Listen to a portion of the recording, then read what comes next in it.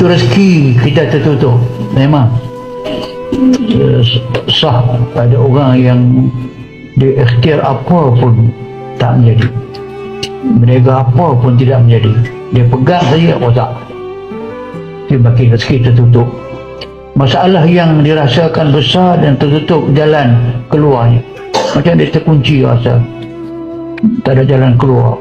Apa sahaja yang jenis macam ini termasuklah hati yang tertutup. Hati yang tertutup melakukan amalan soleh. Okey, apapun ikhtiar dia, kita baca Fatihah, Taprijiyah ni saya sebut lagi sekali, semua yang kerja taprij ini memecahkan. Tengok makna dia memang amat kena mengena, memang itulah dia maksudnya.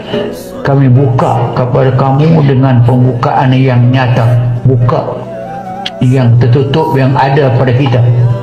Sikap yang tak mau terima nasihat, keras hati dengan isteri, isteri keras hati dengan suami, anak keras hati tak mau terima nasihat. Ini pakai yang boleh kita gunakan sebagai ikhtiar untuk membuka apa yang dipanggilkan tertutup. Allah kita buat pada air, kita buat pada air, dan air tu boleh orang tu minum.